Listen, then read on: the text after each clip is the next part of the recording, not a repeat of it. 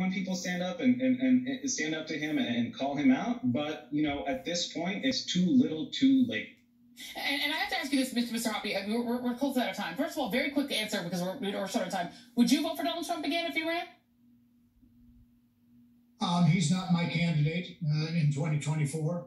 Okay. But there are the policies that he had. I will vote for Can you tell me what? Wait, hold on a second, sir. I need you to listen to me and have a conversation. What policies? Very quickly, list them. List these policies. I hear people say this a lot. What policies specifically?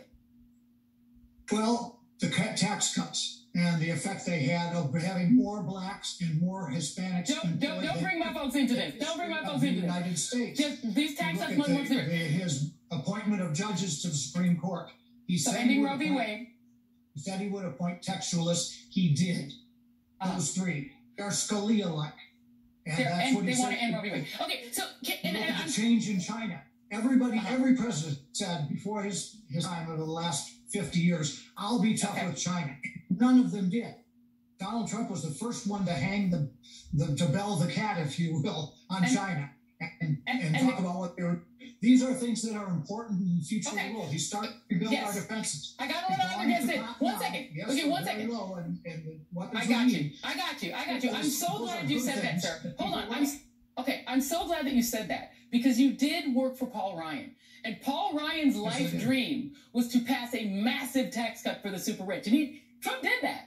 Trump signed a massive tax cut that benefited rich people. But that was the goal. Can I just get you to comment on this, Mr. Fayad? Wait, hold on. Because Mr. Opportunity and honor to work for Jack Kemp. I hear you. You'll never get.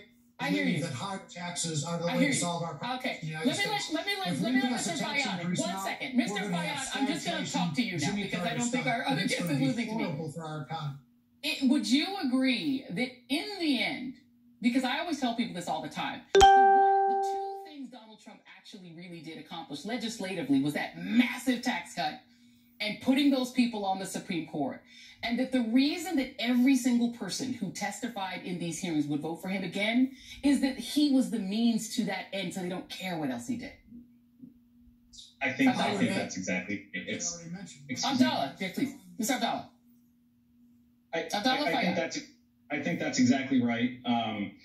And, you know, Trump delivered that agenda, like I mentioned earlier. The conservative movement has been working toward this for really generations, you know, and now Roe v. Wade has been overturned. Correct. And that's a cause for celebration for this party. And they have finally reached this point, and Donald Trump was the one to deliver that. And, you know, he has made it possible for the Republican Party, and this is essential. I mean, he made it possible for the Republican Party to continue governing through a minority coalition. And now they are attacking voting rights in order to maintain that strength. They're attacking democracy, and he was the vehicle through which they did that.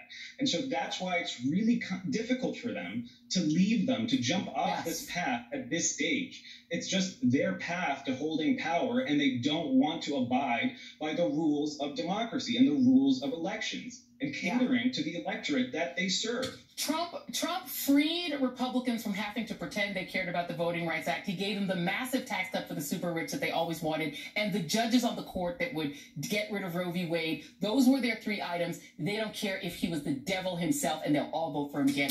This was so revelatory. Thank you both for being here. David Hoppy.